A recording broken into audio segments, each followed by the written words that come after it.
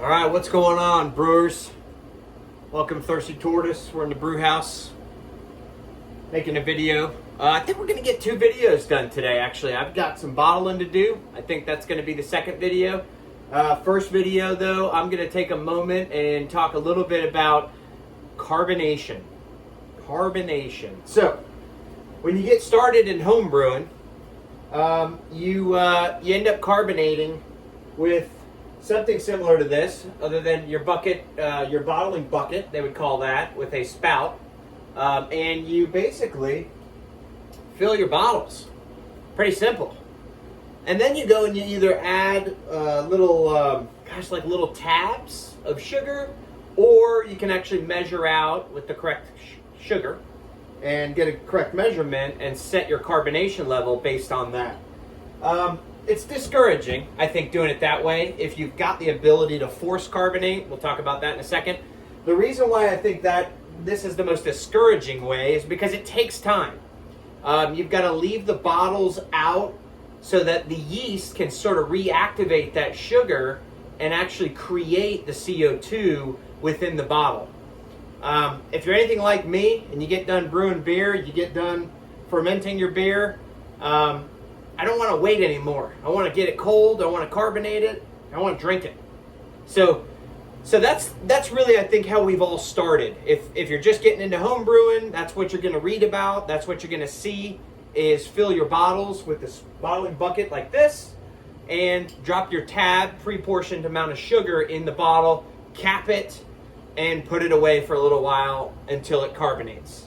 I did that one time and said never again. So then we move into kegging. And of course, this involves a little bit of equipment. Don't get me wrong. It's not something that you just, start with, I guess. Although there's probably plenty of people that do. But you can pick up these old soda kegs from your homebrew shop, or you can get them online. And the beauty in this is when you're done fermenting, you fill your keg with your beer and you force carbonate it with a CO2 line. So I've got a couple lines sitting here. One of them's got a keg pin lock adapter on it. But the whole concept is real simple. I personally have had really good success with running 25 to 30 psi on the regulator for 24 hours while my keg sits in the keg chest or the keg cooler. Okay? 25 to 30 psi for 24 hours. Now here's what's going to happen. You're going to get busy. You're going to forget about something. And 2 days are going to roll by. 2.5 days are going to go by. And then you're going to say, oh crap, I forgot that there's a keg in there sitting on 30 psi. Now you've overcarbonated your beer. No worries. This is not a big deal. Really, carbonation is just a mix of the CO2 within your liquid. So the more pressure you have pushing down, the higher the PSI on your regulator, the more pressure, the faster the beer is going to absorb the carbonation. Okay? The cool thing is there's some ways that you can save a beer if it's overcarbonated. It really is not a big deal. Number one, my favorite, is lower the pressure of the keg, meaning release the CO2 out, and just let it sit there with no more CO2 needed. Eventually, the CO2 will leave the beverage and move up into the airspace until the levels equalize. That doesn't happen overnight. So if you're looking for a faster solution, it's even simpler than that.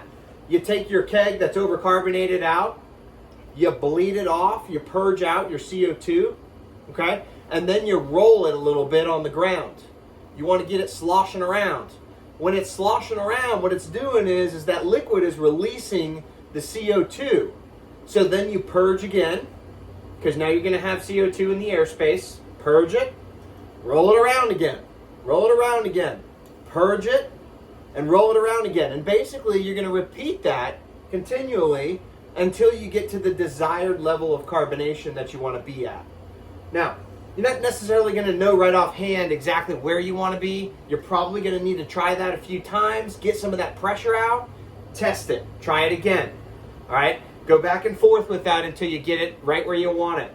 The other thing is you can always undercarbonate and then put your regulator back on 12 psi or 11 psi, whatever your target carbonation profile is for that particular style beer, and let your regulator do the work from there. Okay, so meaning if I overcarbonated this keg and I'm rolling it around and I'm getting all that CO2 out of there, if I get back down to, let's say, 7 or 8 psi, now given you may not know exactly where you are, but you know there's a little bit of bubbles in there, but it's not fully carbonated, you're probably sitting around 5, 6, 7, 8 psi. All right, go ahead and set your regulator, 11 psi, 12 psi, whatever I'm looking to achieve, and leave it be. Because in another day or two, you're gonna get where you want to go. Okay. The opposite of that is true if you need a more immediate reaction. If I need to carbonate a keg quicker, okay, you can hook it up to your regulator, same concept. Roll it around on the ground. What it's doing is it's going to absorb the CO2 in the airspace. And because the CO2 regulator is hooked up, it's going to backfill the pressure that's getting absorbed with more CO2. So you're going to carbonate the beer a lot faster. Now, I think that there's an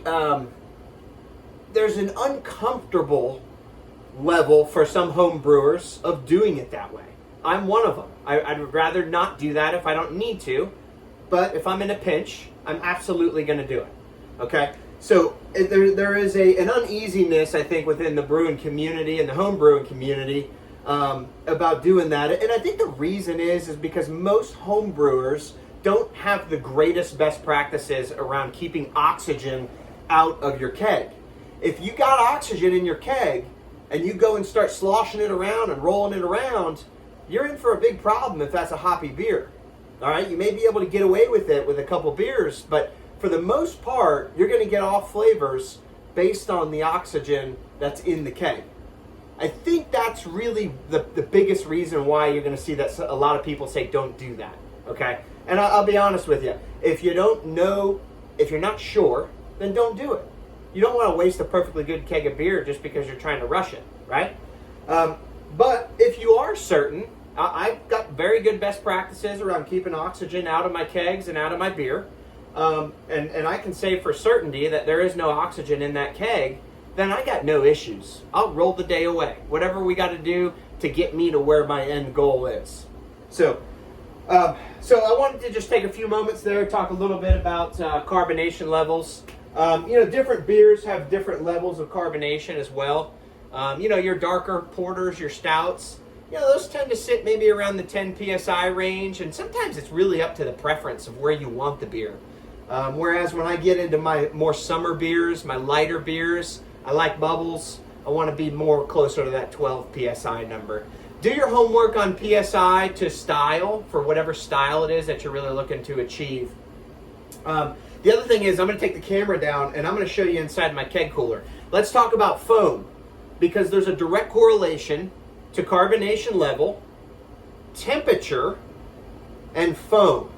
By the way, if I'm dispensing at 36 or 38 degrees Fahrenheit, in my line, or let's say my tower, let's say I've got one of those kegerators that's got one of those 18-inch towers on it, okay? So my keg cooler might be running 36 degrees down in the tank, but when the beer passes through the line, now all of a sudden let's just say it's outside on the back patio, right? Well, that line is now 80 degrees, okay? You're going to get instant foam.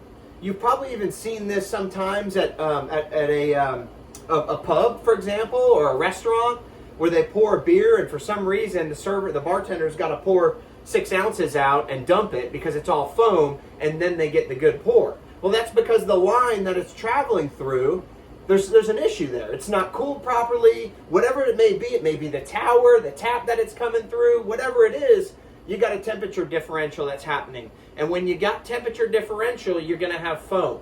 So keep that in mind as you design and you think about growing within your home brewing world. What I love, I've moved on to these chest coolers, and these are nothing more than deep freezers that I build a collar for. All right, so I take the lid basically and raise the lid about 5, 6 inches. And I'll show you this other one right here. Well, you can kind of see the taps right here. So this is the same thing. It's a much bigger one, and it holds quite a bit of volume. But the other thing is we got same problem in these, y'all. We got the same problem because the bottom is cooler than the top. So what do? I'm going to show you. I'm going to show you what I did. So hang tight.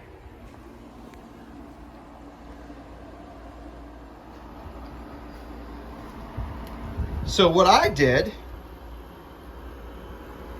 years and years ago is I got one of these fans, and somebody built it, but there's stuff all over the internet on how to build these out of little computer fans, okay?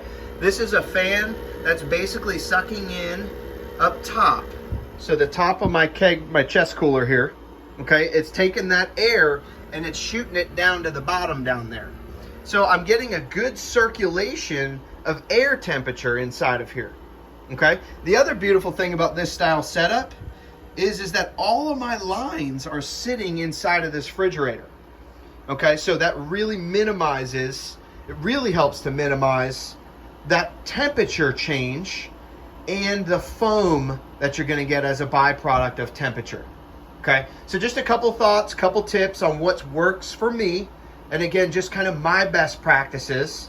Every setup I think is a little bit unique, but the basics are all the same. So keep that in mind, y'all. I'll get this video posted up hopefully today. And if you guys got any questions or anything I can help with, don't hesitate. Drop a comment. Also, don't forget, subscribe to the channel. I love interacting. So if there's more of you guys subscribing, I'll keep doing more videos. So I'm gonna let you guys go. Have at it. Coming live from Thirsty Tortoise in Tampa Bay. Another beautiful day out here, and appreciate the time.